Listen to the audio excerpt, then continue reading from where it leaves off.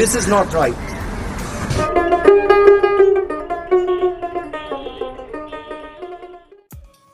প্রিয় দর্শক, সিরিকান টিভির পক্ষ থেকে সালাম ও শুভেচ্ছা। আজকের প্রতিবেদন, স্বরাষ্ট্র প্রতিমন্ত্রী সোহেল তাজ কেন পদত্যাগ করেছিলেন।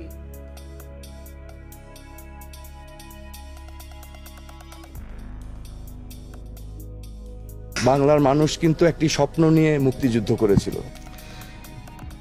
সাবেক স্বরাষ্ট্র প্রতিমন্ত্রী ও বাংলাদেশের প্রথম প্রধানমন্ত্রী তাজউদ্দিন আহমেদের ছেলে তানজিম আহমেদ সোহেল তাজ শুক্রবার গণমাধ্যমে প্রকাশিত এক সাক্ষাৎকারে তিনি বিভিন্ন বিষয় নিয়ে কথা বলেছেন। সেখানে তার স্বরাষ্ট্র প্রতিমন্ত্রী পদ থেকে পদত্যাগের বিষয়টি উঠে এসেছে।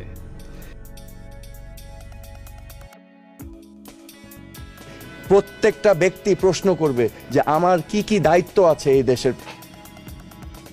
তানজিম আহমেদ সোহেল তাজ আরও বলেন, সংসদ সদস্য ও স্বরাষ্ট্র প্রতিমন্ত্রী থেকে পদত্যাগ ছিল অনিয়ম, দুর্নীতি, অব্যবস্থাপনার বিরুদ্ধে আমার প্রতিবাদ। সুতরাং একজন পদত্যাগ করার চেয়ে বড় প্রতিবাদ তো হতে পারে না। আমি নীরবে পদত্যাগ করে সরে গিয়েছি। তা আমার আজকে প্রশ্ন, আমরা সেই বাংলাদেশ কি পেয়েছি? আজকে ছাত্ররা যেটা নিয়ে আন্দোলন করেছে এবং মুক্তিযুদ্ধ করে যে লাখ লাখ শহীদ রক্ত দিয়েছিলেন, সেই স্পিরিটটাই ছিল দিন বদলের সনদ।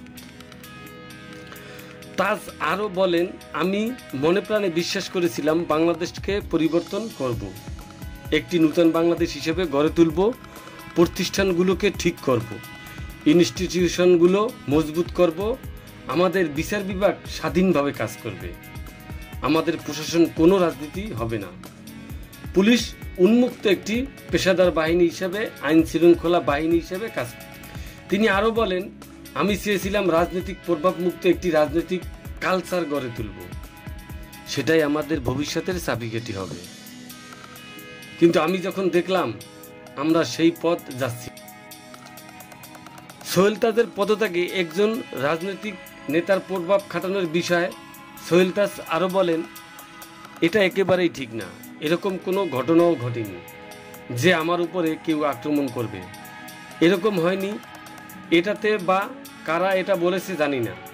আমি সার্বিকভাবে পলিসি এবং যেভাবে কাজ চলছিল সেটাই প্রতিবাদে চলে গিয়েছে। আমি মনে করছি আমার যে ক্যাপাবিলিটি সেই অনুযায়ী আমি কাজ করতে পারছিলাম না, স্বাধীনভাবে কাজ করতে পারছিলাম না। কারণ আমি উদ্যোগ নিয়েছিলাম দেশকে দুর্নীতিমুক্ত করব। আমি উদ্যোগ নিতে চেয়েছিলাম প্রত্যেকটা মন্ত্রণালয়ে দুর্নীতির বিরুদ্ধে অভিযোগ কেন্দ্র থাকবে। আমি উদ্যোগ নিতে চেয়েছিলাম পুলিশকে একটি প্রফেশনাল ডিসিপ্লিন ফোর্স হিসেবে দুর্নীতির বিরুদ্ধে সবচেয়ে হাতিয়ার হিসেবে ব্যবহার করব। আমার অনেক পরিকল্পনা ছিল, যখন দেখলাম সেগুলো বাস্তবায়ন করা সম্ভব না, তাই পদত্যাগ করে সরে গিয়েছি।